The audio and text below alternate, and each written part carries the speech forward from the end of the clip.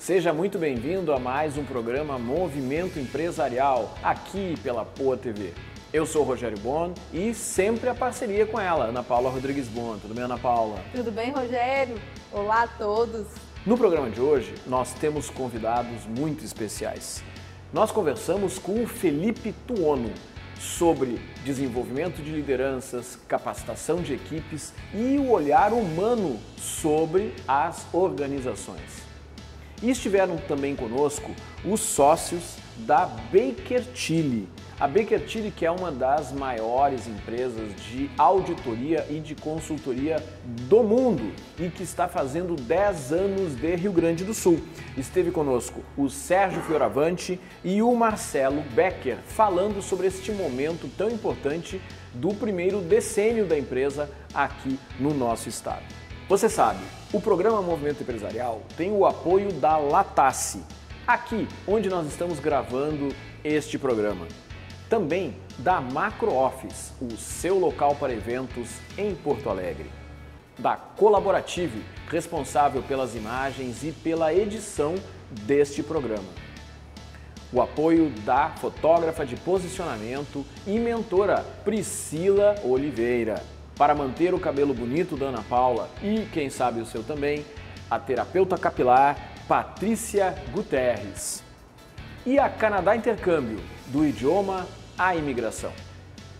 Aqui no programa Movimento Empresarial, você tem as dicas de gestão empresarial com a Vera Brock, as dicas de saúde bucal com a cirurgiã dentista Aline Martins e Silva e as dicas jurídicas com o advogado Luiz Gustavo Longo. Senta aí, fica com a gente que o programa Movimento Empresarial está começando agora.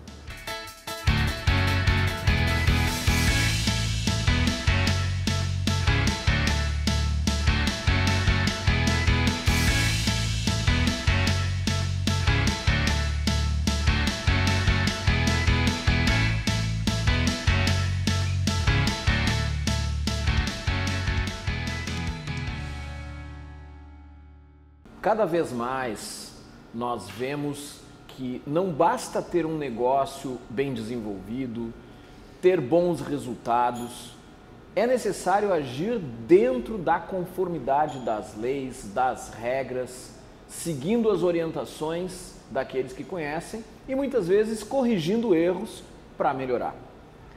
Para falar um pouco sobre isso, para falar um pouco sobre uma das maiores empresas de auditoria e consultoria do mundo, a Baker Tilly. Nós estamos recebendo hoje aqui o Sérgio Fioravante e o Marcelo Gais, que são sócios aqui no Rio Grande do Sul dessa empresa. Sejam muito bem-vindos aqui, Sérgio, Marcelo. E para começar, não tem como não falar sobre esse momento tão especial da Baker Tilly aqui, que são os 10 anos. Sérgio, como é que é essa trajetória da Baker Tilly e como é que vocês chegaram nesses 10 anos aqui no Rio Grande do Sul? Muito bem. Primeiramente, obrigado, Rogério e a equipe toda, né, da produção, pela oportunidade aqui, eu e o Marcelo representando a Baker Tilly do Rio Grande do Sul. Para nós é uma felicidade, né, poder estar aqui com vocês, compartilhar um pouco da nossa alegria, né, Marcelo? Perfeito. Em poder comemorar 10 anos. Quando se fala assim, 10 anos parece pouco. Mas para quem vive este momento que você comentou, Rogério, muito bem, de compliance, de regra, regulamento e tudo mais, é sempre um desafio para uma empresa de auditoria e consultoria cada ano. Então a gente comemora, cada ano a gente comemora. E os 10 anos têm um significado todo especial. 10º ano de aniversário da empresa no Rio Grande do Sul. Então a gente é muito feliz em poder comemorar. E contando um pouquinho dessa história, a gente vem naturalmente de experiências anteriores, né? Onde foi oportunizado algum tempo atrás, há mais de 10 anos, né?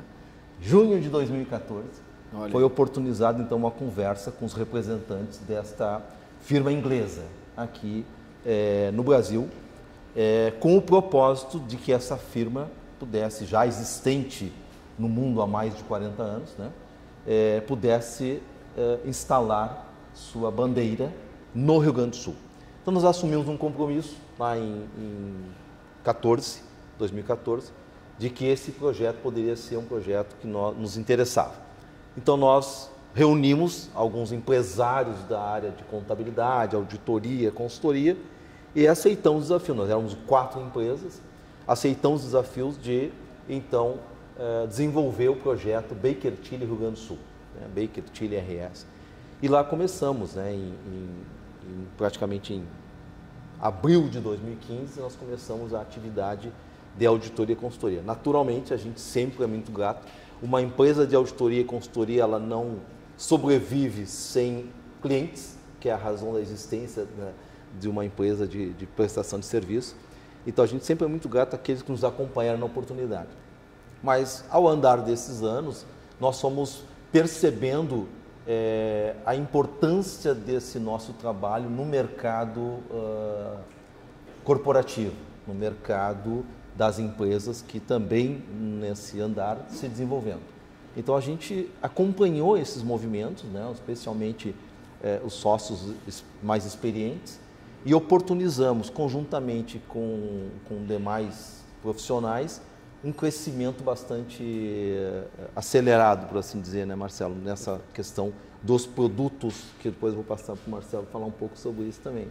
Mas a gente conseguiu, ao longo desse período, desenvolver muitas habilidades diferenciadas nesse ponto de vista com tudo que a gente vinha até o presente momento.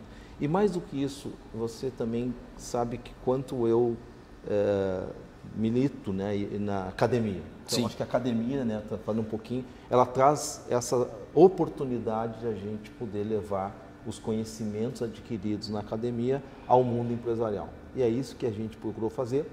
E a gente é sempre muito grato aos clientes que nos contrataram, mas também à própria rede, né, que oportunizou, né, a nós sermos representantes deles aqui no Rio Grande do Sul, especialmente com a oportunidade de fazer negócio. Então, esses 10 anos, ele marca isso, ele marca o crescimento de um negócio não existente antes, né, que é a rede Baker Tilly. Então, nós fomos o protagonista dessa bandeira e pretendemos continuar para os próximos 10 anos, 20 anos, 30 anos, dentro de um processo natural, onde seguimos rigorosamente as orientações estabelecidas pelo plano da rede inglesa. Né? Tá bem? É mais ou menos isso que a gente tem de história aí nesse andar. Hoje somos aproximadamente 50 profissionais aqui no Rio Grande do Sul. No Brasil nós somos mais de 600 profissionais. Então isso nos dá uma oportunidade. Nós vamos participar agora em junho, segunda semana, na Conferência da América Latina, que acontece no Brasil. Reúne-se aqui no Brasil, então, 22 países da América Latina, fazendo toda uma congregação de conhecimentos e troca de ideias. Então, acho que isso é muito Quantos importante. países hoje está presente? Em 145 países, né? São presentes todos os continentes. 145 países, praticamente uns 700, 720 escritórios pelo mundo. Né? Então, a gente tem todo um regulamento estabelecido e é assim que a gente vai seguindo, né? Mas, como eu disse sempre, com base nos conhecimentos adquiridos e seguindo todas as orientações que são estabelecidas pela rede internacional. Então, isso é E essa troca, falar um pouquinho desse aprendizado dos encontros, né? O Marcelo vai ter a oportunidade agora de participar da América Latina. Eu tive há 2 anos na Argentina. E vai ser aonde? Em São Paulo. São Paulo. São Paulo, né? Há 2 anos eu estive na Argentina, participei lá também, foi fantástico. Então, isso traz uma sinergia também de oportunidades de negócio, né? Então, acho que essa é mais ou menos a nossa história aí nesses 10 anos, né? Com as áreas de auditoria, consultoria, como você mesmo referenciou no início.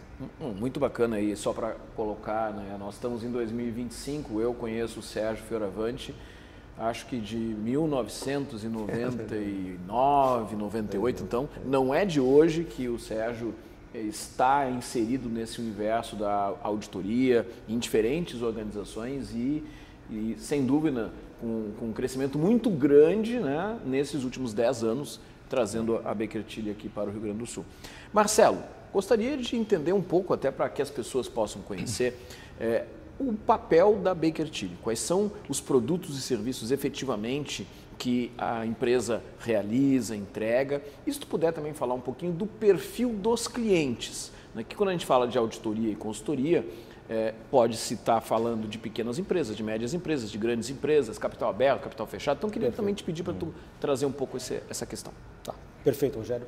Primeiramente, agradeço a oportunidade aqui de a gente conversar um pouquinho sobre a história e a atuação da Baker Tilly. A Baker Tilly, uma empresa de auditoria, ela tem como carro-chefe os trabalhos de asseguração. O que a gente traz? A asseguração que o mercado normalmente percebe é as auditorias, a auditoria das demonstrações contábeis das empresas. E nessa gama de cases e clientes, a Baker Tilly tem uma atuação bastante diversificada. Tá? Nós transitamos das startups, pequenas, médias e grandes corporações.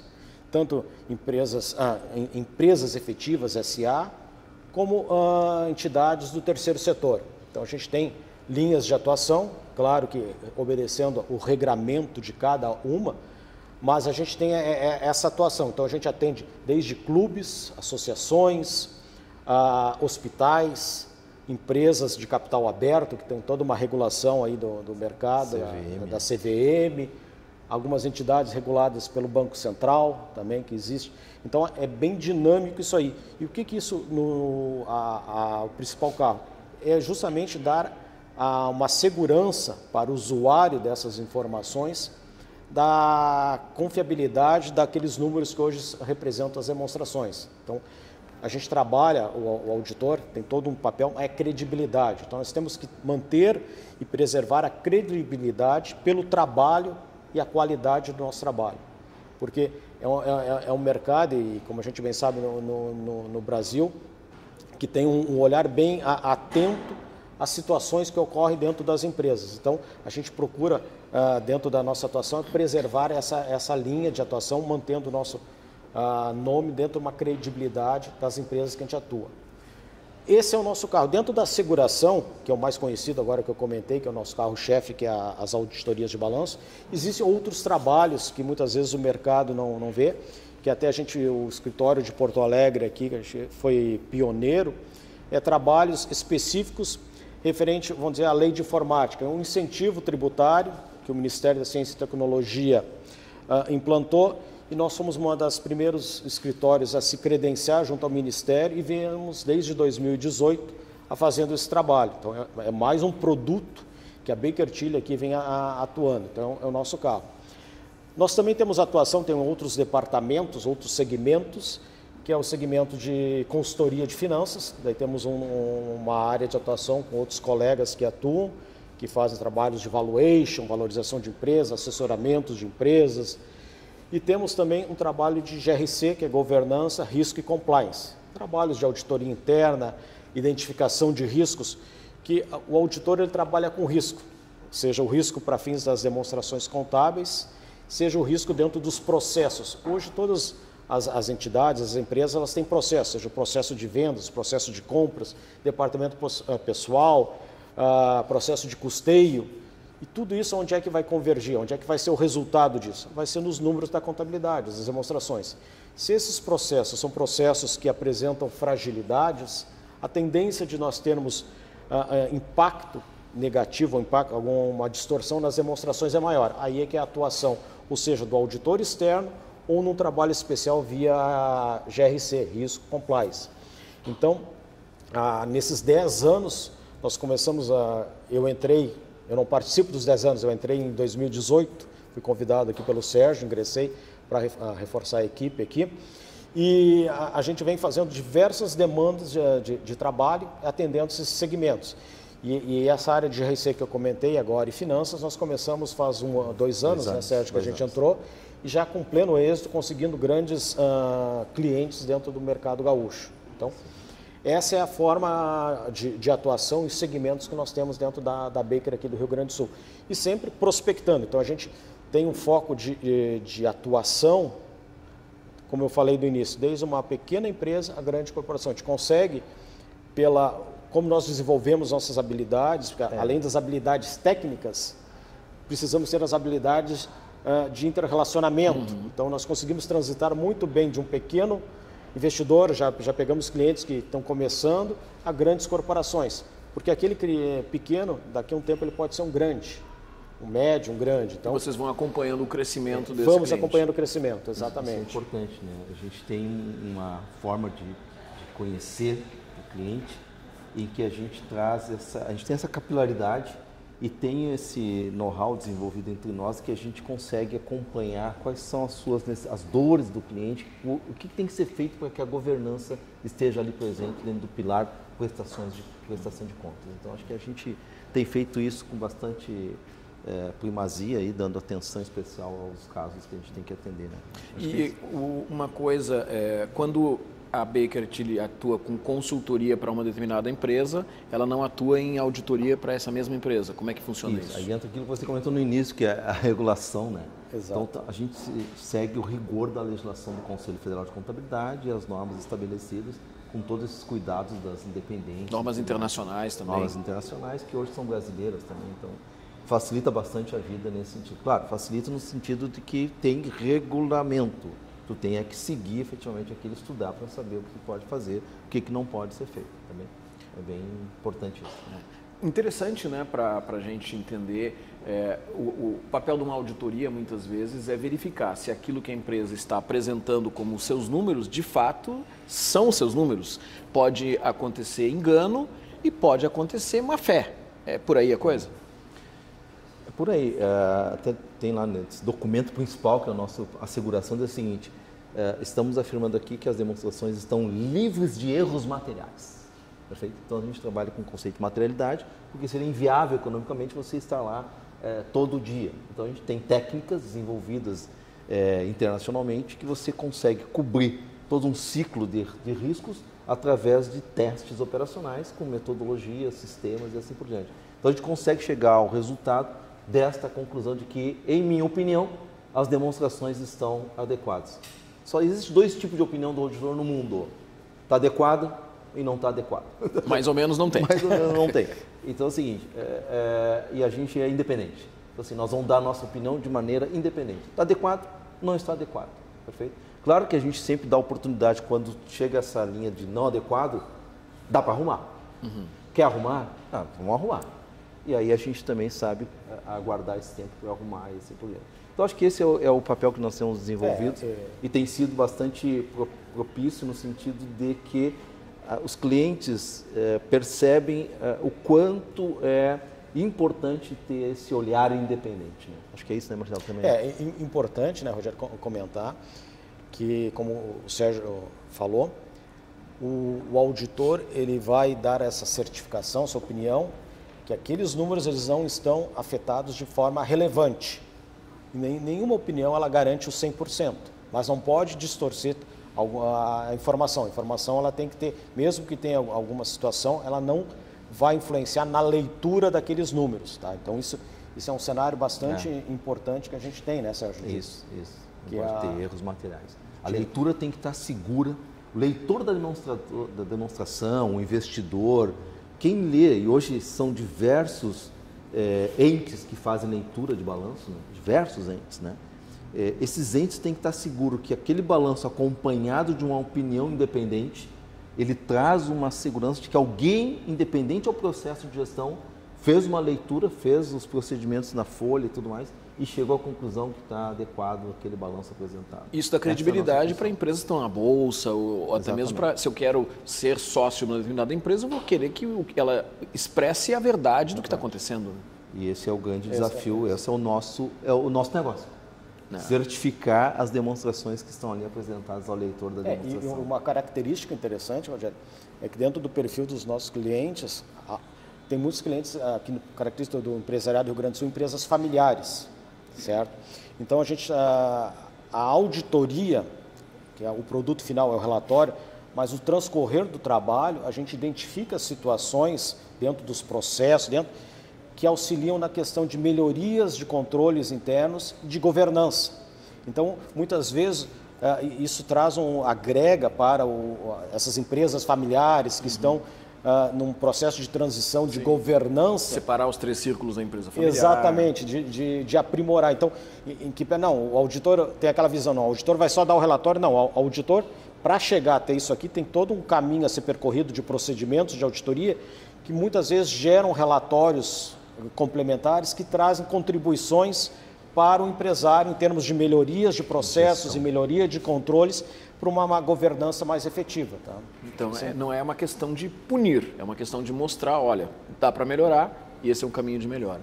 A gente está chegando ao final do nosso tempo, mas primeiro, parabéns para a Baker Tilly aqui no Rio Grande do Sul por esses 10 anos, parabéns pelo trabalho de vocês, parabéns pela trajetória de vocês. Eu vou pedir, Sérgio, para tu deixar uma mensagem aí para quem está nos assistindo.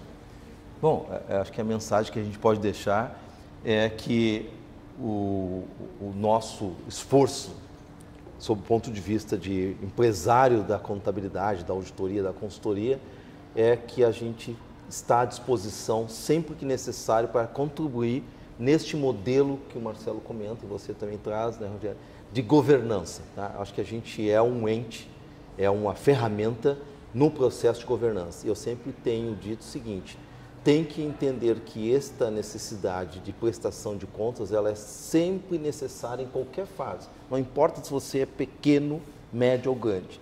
Prestação de conta, controle dos números, só existe um lugar para ser feito controle de dinheiro, que é na contabilidade. E essa contabilidade tem que refletir a realidade dos negócios. Não existe o negócio e a contabilidade, existe o negócio. E a contabilidade é uma ferramenta fundamental para isso e nós somos formados com esse conhecimento para certificar a demonstração de uma opinião. Então, estamos à disposição, aqui está sendo representado por mim e pelo Marcelo, mas estamos com toda a estrutura da equipe da Baker Tilly à disposição de todos vocês. Muito obrigado, Rogério. Conversei aqui com o Sérgio Fioravante e o Marcelo Gás, sócios da Baker Tilly aqui no Rio Grande do Sul. Você que está assistindo este programa, fica aí que daqui a pouquinho tem mais Movimento Empresarial.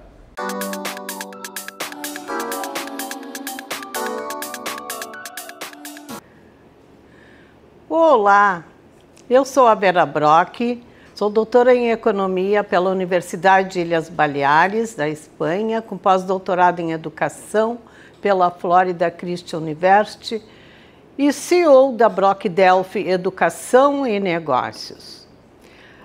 No dia de hoje, vamos falar da ferramenta mais importante para um gestor, uma gestora, um empreendedor, empreendedora, líderes e empresários.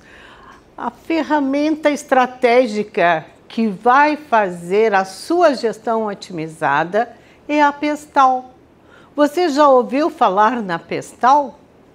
A Pestal é um acrônimo que nos traz referências para fazer uma análise externa à organização, onde que o P significa política, as políticas externas a essa organização. O E, a parte econômica, o S é o social, o cultural, o A vem do ambiental, da sustentabilidade e o L da legislação, aquela legislação que muitas vezes está burocratizando a sua organização, a sua empresa.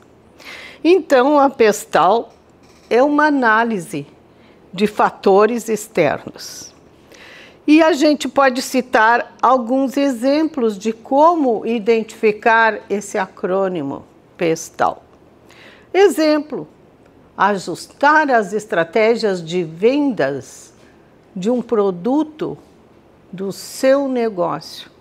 Então, eu posso trazer como referência que a política tem que ser olhada externamente pelo processo de mudança, de inovação. Muitas vezes, as políticas governamentais interferem, afetam o seu negócio.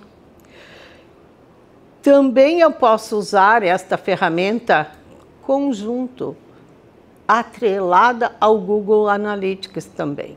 Então, um processo que pode ser concatenado, né, apreciado, buscando impactar o tráfego, por exemplo, das suas atividades, das suas informações.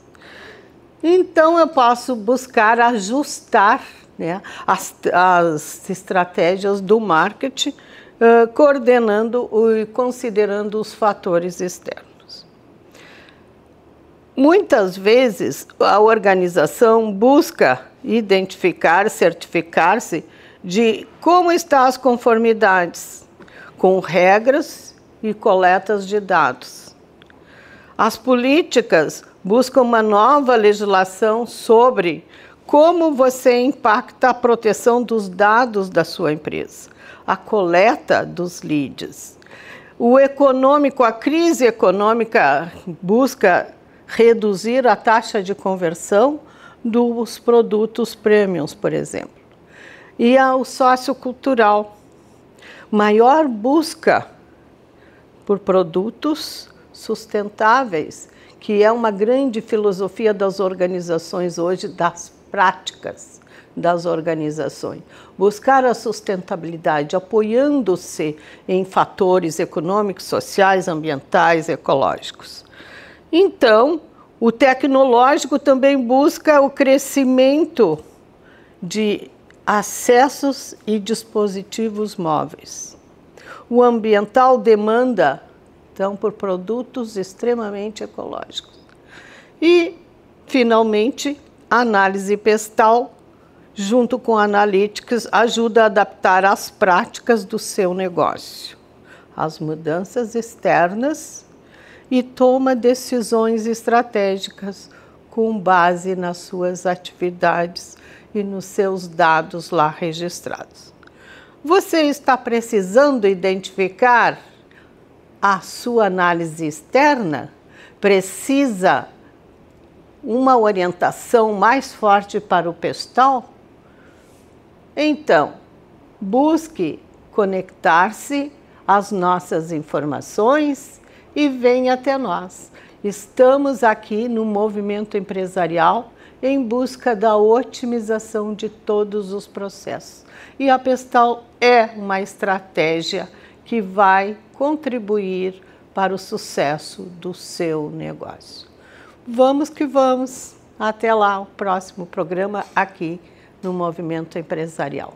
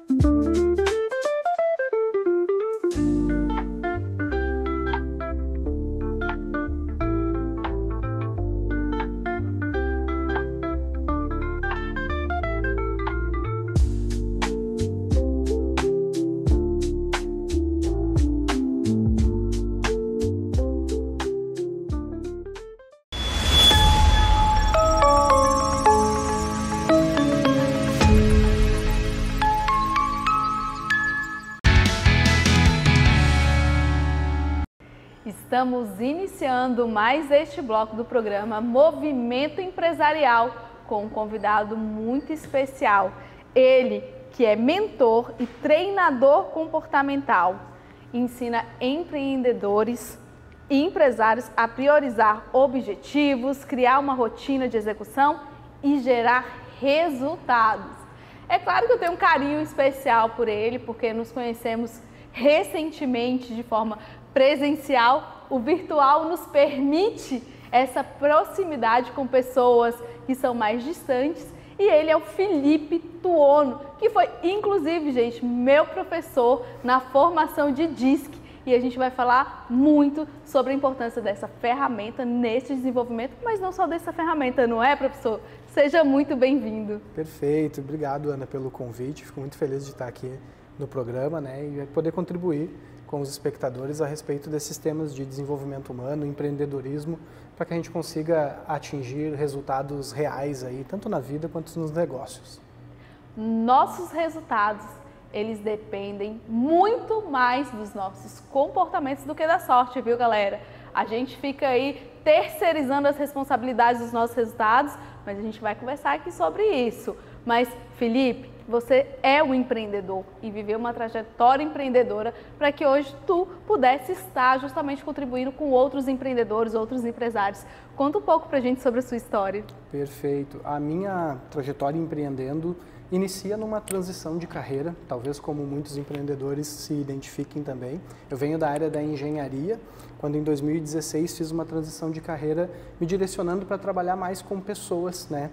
O autoconhecimento nos permite identificar pontos fortes, então eu entendi que trabalhar com pessoas fazia muito mais sentido do que trabalhar na área das exatas. Então a gente entra numa jornada de buscas, né, de autoconhecimento, de estudos, até identificar como que a gente poderia trabalhar com pessoas e gerando resultado, trazendo essa bagagem da área da engenharia, e hoje eu utilizo isso ajudando empreendedores e empresas a gerar resultado. É incrível quando a gente fala referente à nossa trajetória, porque nós trabalhamos com desenvolvimento de pessoas. Primeira trajetória que a gente trabalha é a nossa. Exatamente. A gente começa pela gente.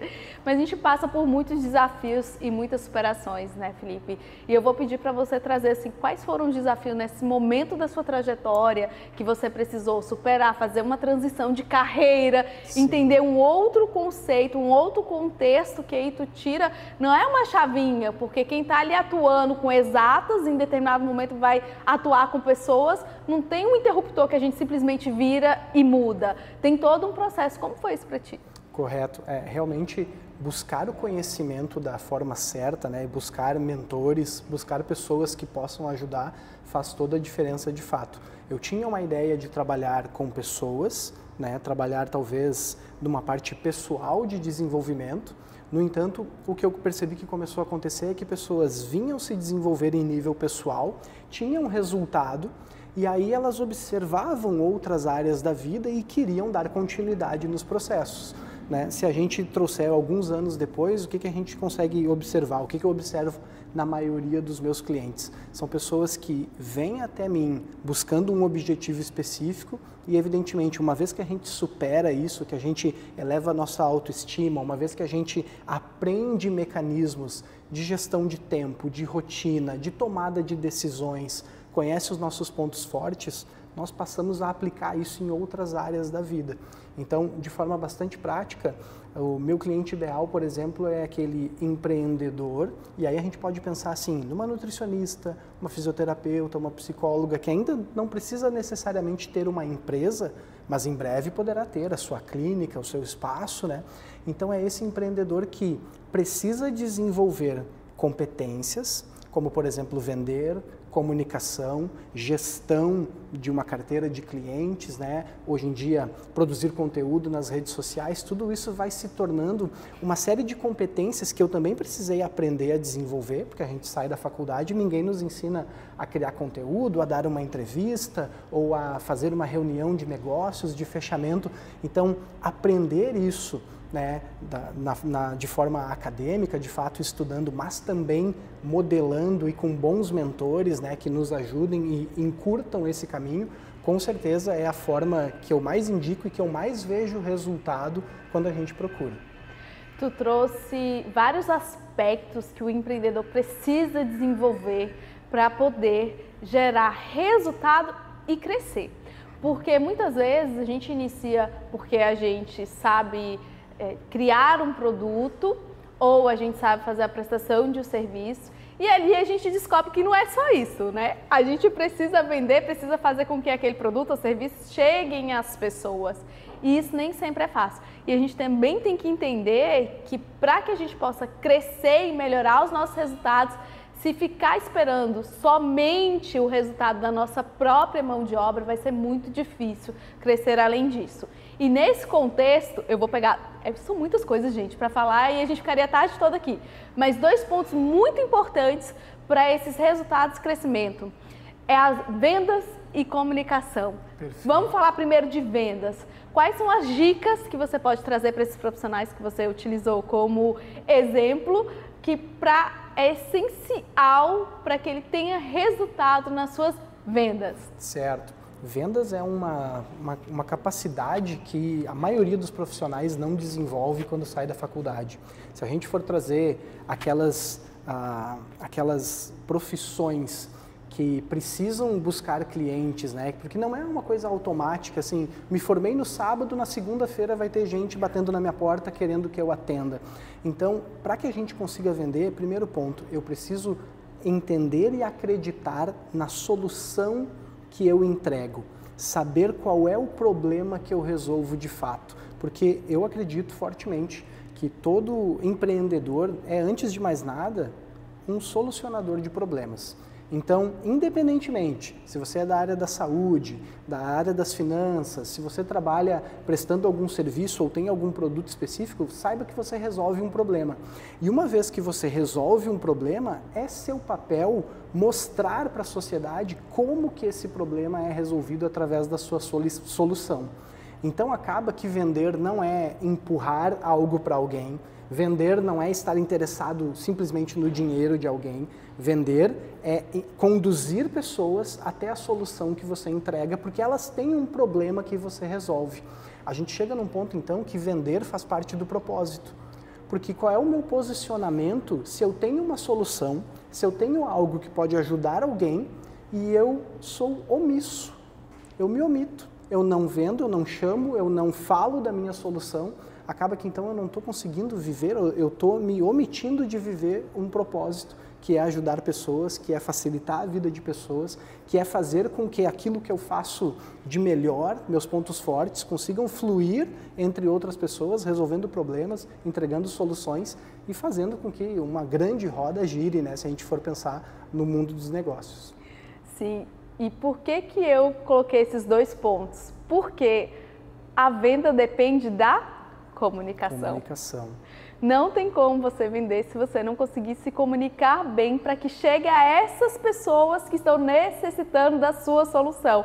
E aí eu vou te trazer justamente essa pergunta voltada para a comunicação, o que a pessoa precisa fazer, o que o empreendedor precisa fazer, o empresário, para ter uma boa comunicação e consiga passar para as outras pessoas o que ele vende, o que ele faz. Maravilha. A principal coisa que precisa acontecer na área da comunicação é entender que o seu público ele não é técnico, ele é leigo. Então, uma vez que eu detenho todo o conhecimento do meu serviço e do meu produto e eu começo a falar de forma muito técnica, eu acabo atraindo concorrentes, outros profissionais e não aquele público que eu ajudo.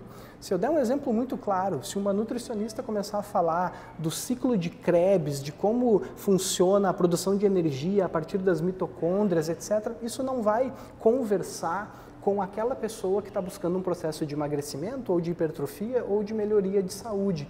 Então, adequar a comunicação ao público-alvo, não ser extremamente técnico e falar uma linguagem que vai ajudar as pessoas a relacionarem o problema que elas têm à solução que você entrega. Claro, e por falar em comunicação, eu vou utilizar o meu exemplo, né? Eu sou uma pessoa que adoro me comunicar. Não era técnica na comunicação, falava pelos cotovelos e muitas vezes o falar muito, gente, não necessariamente diz que é uma boa comunicação. No entanto, já é meio caminho andado para a gente ali utilizar técnicas para poder fazer um ajuste e ser mais assertivo. Mas todo mundo se comunica bem, ou eu que sou às vezes introspectiva, vou conseguir me desenvolver para ser comunicativa? Perfeito, é totalmente possível que todas as pessoas consigam se comunicar bem. A gente precisa diferenciar se comunicar de falar muito, como você disse. Naturalmente tem pessoas que falam mais do que outras, mas a comunicação ela pressupõe o seguinte: quando eu transmito uma mensagem, eu preciso estar interessado que a outra pessoa entenda, porque senão eu quero apenas falar, eu não quero me comunicar. Por exemplo, se nós estivéssemos aqui falando em japonês ou numa língua que só nós dois entendemos, nós não estaríamos interessados em nos comunicar com quem está assistindo. A gente só está interessado em falar. Tendo em vista que a gente quer se comunicar e queremos que a outra parte entenda a mensagem, a gente fala em um idioma, em uma velocidade, usando um vocabulário que quem vai ouvir irá entender.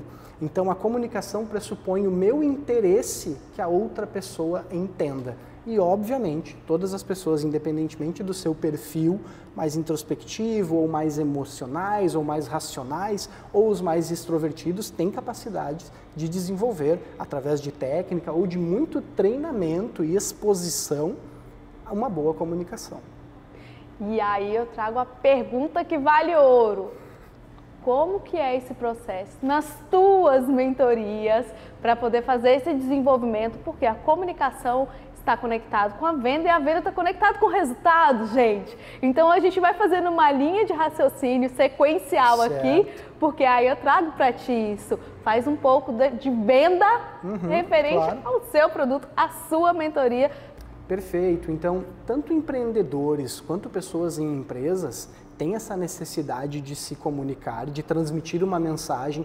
Pense então um líder que precisa engajar pessoas, né? Vender uma ideia, porque nós somos, antes de tudo, além de vendedores de serviços e produtos, vendedores de ideias. E um líder, mais do que nunca, ele vende essa visão de para onde a equipe tem que ir, por exemplo. Então, naturalmente, dentro de um processo de mentoria de empreendedores ou de empresas, essa clareza a respeito de qual é a visão, para onde estamos indo, o porquê, o propósito, o motivo de estarmos fazendo isso e como cada pessoa integra esse grande corpo que constrói resultado, isso tem que estar muito claro. E isso precisa, evidentemente, ser relembrado, ou seja, não basta falar uma vez. Não basta dar a entender, e às vezes nós como comunicadores a gente pensa assim, mas é óbvio. O óbvio precisa ser dito. O óbvio precisa ser dito mais de uma vez, porque uma vez que eu tenho uma visão e um processo de médio e longo prazo que precisa do engajamento das pessoas para que o resultado seja atingido, eu preciso do reforço dessa visão, do reforço desse propósito, inclusive para que os liderados entendam que o líder ainda está firme naquela visão e naquele propósito. É importante também que os liderados vejam o líder agindo de acordo com aquilo que ele fala. Né? Essa ideia de que faça o que eu digo, mas não faça o que eu faço, não funciona quando a gente fala de liderança, quando a gente fala de empreendedorismo, no sentido de que se eu vendo uma solução, se o meu serviço, se eu sou o cartão de visita do meu negócio, e uma vez que eu vendo saúde, por exemplo, mas eu não pareço saudável, uma vez que eu venda performance ou uma rotina organizada, mas eu chego atrasado aqui para a entrevista, como que fica essa relação entre o que eu digo, o que eu comunico e como eu verdadeiramente me comporto? Percebe uma ligação extrema entre comportamento e comunicação? Porque eu poderia estar aqui dizendo uma série de coisas muito legais, muito bonitas, mas me comportar de maneira diferente. E infelizmente nós vemos muitos líderes se comportando dessa forma atualmente. Isso daria uma outra entrevista de fato, né? Mas então é extremamente importante que a gente tenha essa congruência, coerência entre a mensagem verbal, a comunicação e as atitudes de fato. Perfeito. Tu falou uma coisa no início da entrevista, tu trouxe ela agora, que é muito legal, é referente à entrevista. O empreendedor, o empresário, o profissional, ele tem que estar pronto. E aí, de repente, ele recebe um convite para uma entrevista como essa. Como que tu pode dar um conselho para ele, algumas dicas para essas pessoas, para que elas possam se preparar de forma rápida para participar desses momentos que elas precisam utilizar a comunicação? Perfeito. Não, independentemente de ser para uma entrevista, se imagine diante de uma pessoa que faz a simples pergunta: como funciona o teu trabalho? Entende que tu pode estar a qualquer momento diante de um potencial cliente que vai querer entender como funciona melhor o teu trabalho, e se você não tem os limites da tua área de atuação bem desenvolvidos, bem determinados, vai ficar mais difícil você explicar. Então, se eu pudesse trazer uma estratégia, tenha clareza de quem você é. Aí a gente pode partir para uma área do autoconhecimento maior e uma clareza muito extrema daquilo que você faz, de quais são os problemas que você resolve novamente. Isso vai ajudar com que tu consiga ser preciso na tua comunicação e inclusive saber, por exemplo, Ana, isso eu não faço. Isso eu não atuo, mas eu tenho um parceiro que sabe resolver isso muito melhor do que eu. E dessa forma tu vai estar atendendo a necessidade daquele teu potencial cliente, não vai estar perdendo um serviço, perdendo dinheiro, nada disso, porque o teu interesse precisa estar primordialmente na solução do problema daquela pessoa que te procurou. Então, se tu tem clareza da tua área de atuação, se tu tem clareza de quem tu é, da mensagem que tu veio transmitir, de qual é o teu propósito, o que você defende, muito provavelmente tu vai estar preparado para perguntas desse tipo. Como funciona o teu trabalho? Que dica tu dá para alguém da tua área de atuação, etc. E lembrando, gente, ser assertivo nem sempre é ser perfeito. Então, isso seria um outro momento para outra entrevista para falar de o que é perfeito, mas, Felipe, neste momento a gente está encerrando aqui a nossa entrevista, mas agradeço muito a tua participação, a tua disponibilidade para estar aqui justamente contribuindo com tantas informações com os profissionais, com os empresários, com os empreendedores que estão nos assistindo. Muita gratidão, mas eu vou pedir para você deixar uma mensagem final. Perfeito. Eu que agradeço a oportunidade, né? Mando um abraço a todos os espectadores do programa. Obrigado, Ana, obrigado, Rogério, pelo convite, pela oportunidade de estar aqui. E a mensagem que eu trago é de que as possibilidades, elas são ilimitadas, mas os nossos recursos, nossa energia, nossa capacidade, elas são limitadas. Mas essa não é uma mensagem negativa. Ela é positiva uma vez que a gente entenda que, apesar dessas limitações, se nós tomarmos boas decisões e nós agirmos na direção daquela decisão tomada, a gente pode realizar muitas coisas. Tanto empreendedores quanto empresas sofrem hoje porque as possibilidades são infinitas, mas os recursos são escassos. Uma vez que a gente saiba tomar decisões baseadas na nossa identidade, baseada naquilo que a gente quer construir, a nossa capacidade de execução e de realização ganha uma força exponencial. A gente precisa se expor à necessidade de decidir, à necessidade de realização, tomar decisões e agir. É isso que vai fazer com que você tenha resultados, tanto na vida pessoal quanto na vida profissional. Muita gratidão, Felipe. E você que esteve conosco até agora, saiba que ainda temos muito mais movimento empresarial.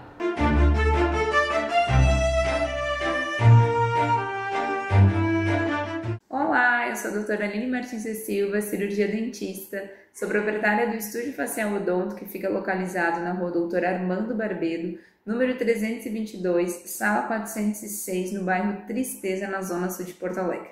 Hoje eu vim compartilhar contigo uma situação que aconteceu aqui no consultório, um casal que eu atendo, e eles estavam disputando entre eles, né, quem tinha menos tártaro.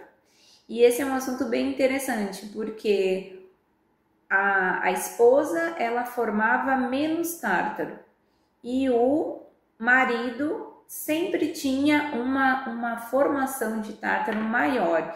E aí eles queriam entender o porquê que acontecia isso. E aí eu expliquei para ele, vou compartilhar contigo que a quantidade de tártaro formada, ela está específica para cada pessoa. A maneira que a pessoa mantém os dentes higienizados, se ela passa o fio dental, se ela escova a quantidade de vezes. Mas existe também um detalhe que é a própria característica do corpo dessa pessoa, o tipo de alimentação que ela tem. Vale lembrar que o tártaro, ele sempre vai formar, às vezes em maior quantidade ou em menor quantidade. A gente sempre tem que prestar atenção se a pessoa fez uma remoção do tártaro, fez o polimento dos dentes e em seguida já formou tártaro. Então a gente tem que ver o que está acontecendo. Se é uma dificuldade para higienizar, uma dificuldade para passar o fio, a gente precisa adaptar essa higienização e a gente precisa ver também como é que está a saúde geral do paciente, como é que está a alimentação dele. Então vale ressaltar que a boca, a saúde da boca, ela está conectada com toda a saúde do organismo. Então não se sinta culpado pelo fato de o teu organismo estar formando uma quantidade grande de tártaro, mesmo tu fazendo a higienização. O que eu te oriento é tu vir aqui no consultório para a gente poder avaliar e ver o que está acontecendo, tá bom? Um forte abraço, eu fico por aqui, até semana que vem para mais um Dica de Saúde Bucal para o Movimento Empresarial.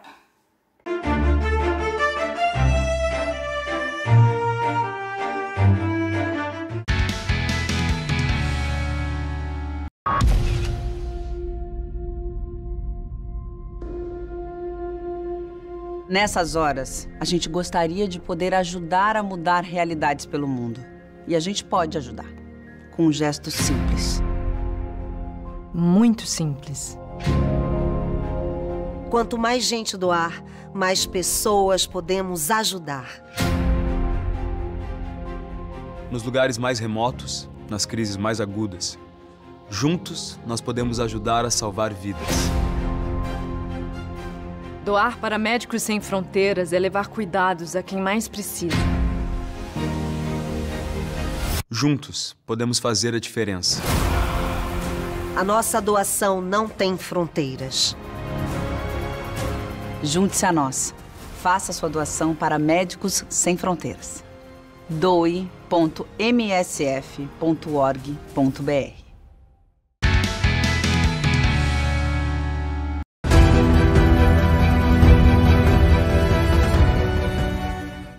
Olá, sou Luiz Gustavo Longo, sou advogado trabalhista e hoje trago para vocês um assunto bem interessante para nós discutirmos aqui, que é o assédio sexual no ambiente de trabalho.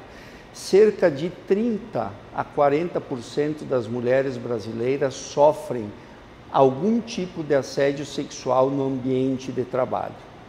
Isso também é causa de rescisão indireta do contrato. A trabalhadora que está sofrendo assédio sexual, ela pode, mediante um juiz, pedir a sua rescisão e todos os seus direitos trabalhistas. Isso faz com que a empresa tenha processo, e um processo trabalhista, todos sabem, é altamente custoso. Então, as empresas precisam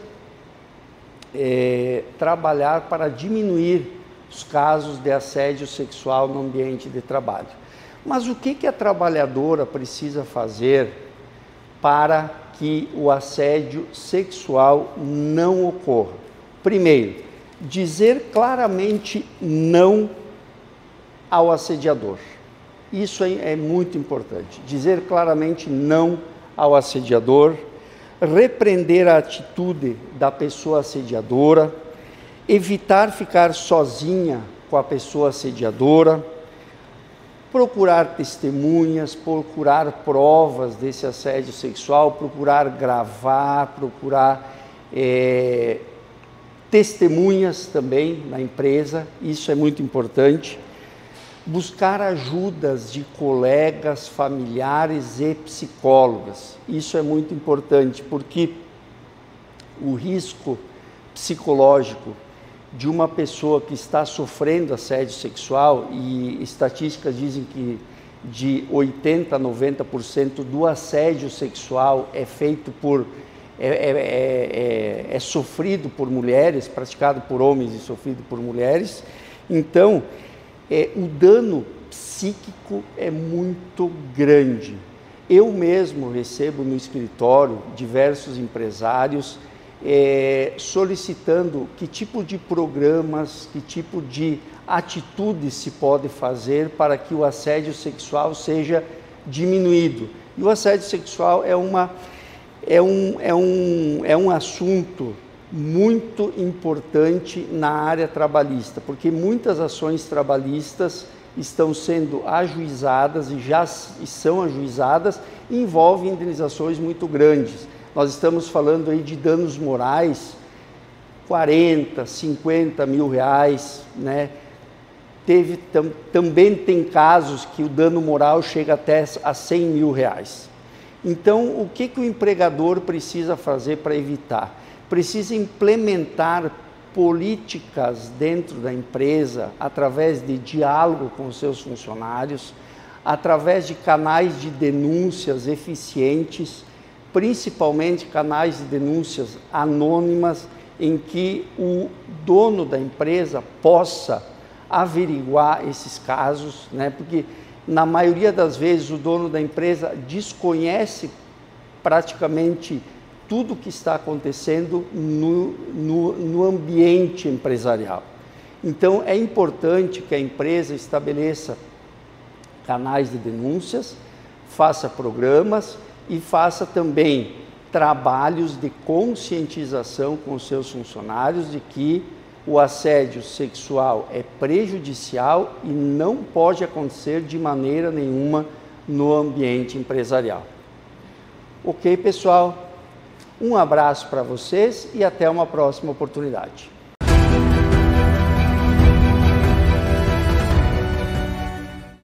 A gestão de pessoas ainda é um calcanhar de Aquiles nas empresas.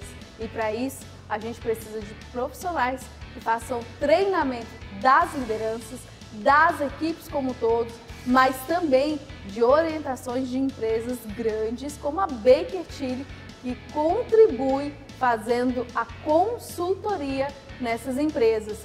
Não é, Rogério? Grandes empresas que estão listadas na Bolsa de Valores, elas têm a obrigação de fazer auditoria e a Baker Tilly é uma das maiores empresas do mundo para fazer esse tipo de atividade. Verificar se aquilo que os números que estão sendo apresentados de fato são os verdadeiros. E além disso, também desenvolvem diversas atividades ligadas à consultoria, em especial para médias e grandes empresas. Mas sem esquecer que sem pessoas nada disso faz sentido, né, Ana Paula? Sim, Rogério, por isso muitas vezes a gente convida pessoas aqui que atuam no treinamento, na capacitação e esse olhar humano, porque as empresas são feitas por pessoas e são as pessoas que geram os resultados. Então as pessoas precisam estar bem, ainda mais nesse contexto da saúde mental, as pessoas precisam estar bem para que elas sejam produtivas. Não tem como a sua empresa crescer se as pessoas não estiverem produzindo e não estiverem bem para produzir, né, Rogério? Você que gosta do nosso programa, recebe o nosso convite, vem aqui, participa da gravação conosco aqui na Latace. Você pode ser plateia, você pode interagir com a gente, você pode até mesmo fazer perguntas para os nossos entrevistados. Sim, Rogério, e lembre-se, gente, todas as terças-feiras, às 20 horas, estamos aqui na Poa TV, o Movimento Empresarial. Terça-feira que vem nos vemos de novo. Até lá, tchau, tchau. Tchau, tchau.